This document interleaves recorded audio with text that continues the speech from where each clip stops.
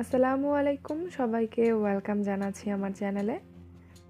আজকে আপনাদের সাথে শেয়ার করছি খুবই সিম্পল এবং মজাদার একটি রেসিপি। পুঁই শাক, ডিম, ডাল দিয়ে মজার একটি রেসিপি আপনাদের করে দেখাচ্ছি। সো গাইস, আর কথা না বাড়িয়ে চলুন দেখে নেওয়া যাক রেসিপিটি।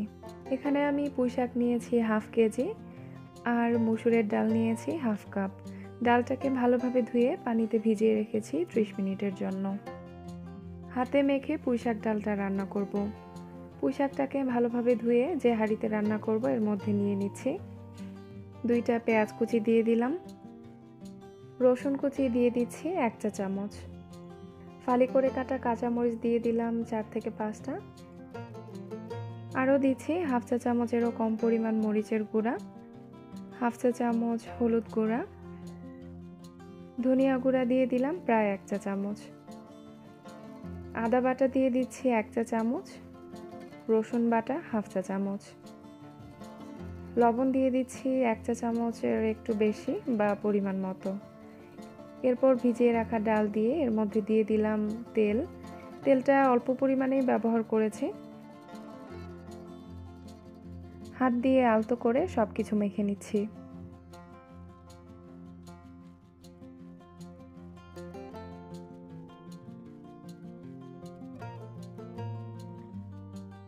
মেখে নেওয়ার পর পানি দিয়ে দিচ্ছি। আর পুঁই শাকের মধ্যে পানির পরিমাণটা এমন হবে যেন পানিটা পুঁই শাকের গায়ে গায়ে লেগে থাকে। তো এখন হাঁড়িটা চুলায় বসিয়ে দিলাম আর ঢাকনা দিয়ে ঢেকে দিচ্ছি। চুলাটা রেখেছি হাই ফ্লেমেই।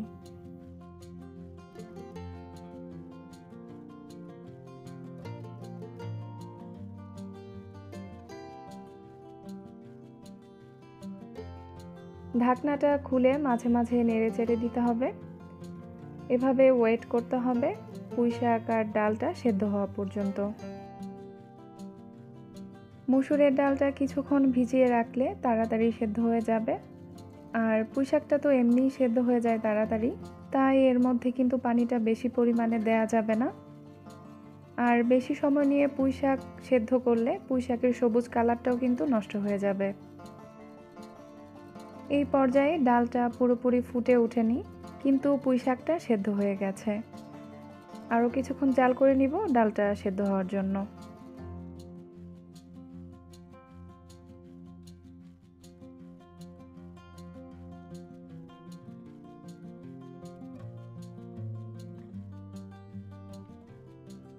এই পর্যায়ে মসুরের ডালটা সেদ্ধ হয়ে গেছে, দেখতেই পাচ্ছেন। এটা এখন চুলা থেকে নামিয়ে নিচ্ছি। একটা বাটিতে নিয়েছি 2টা ডিম। এর মধ্যে দিয়ে দিচ্ছি 2 চিমটি পরিমাণ লবণ আর লাল মরিচের গুঁড়া দিয়ে দিচ্ছি সামান্য পরিমাণে। ডিমটাকে ফেটে নিচ্ছি। আপনারা চাইলে এর মধ্যে পেঁয়াজ কুচি অথবা কাঁচামরিচ কুচি ব্যবহার করতে পারেন।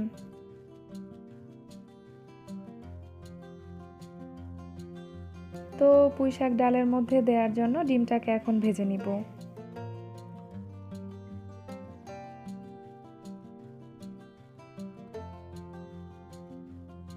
এভাবে রোল করে এটাকে পিস করে কেটে নিব। আমি 2টা ডিম ব্যবহার করেছি, আপনারা আপনাদের প্রয়োজন অনুযায়ী ডিম নেবেন। ডিমটা কেটে সাইডে রেখে দিচ্ছি। আর সেম প্যানে আবারও একটু তেল দিয়ে দিচ্ছি। পেঁয়াজ কুচি দিয়ে দিলাম হাফ কাপ, আরও দিচ্ছি 2টা তেজপাতা, 2টা শুকনো মরিচ আর 1 টেবিল চামচ রসুন কুচি।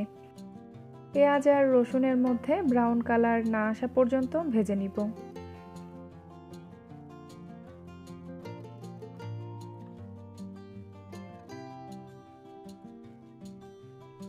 তো বাগারটা রেডি হয়ে গেছে। এখন এটা পুঁই শাক ডালের মধ্যে দিয়ে দিচ্ছি।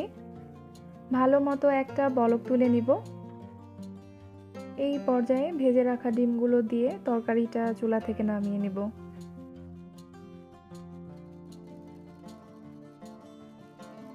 সো গাইস, আজ এ পর্যন্তই। পরবর্তী ভিডিও দেখার আমন্ত্রণ জানিয়ে শেষ করছি।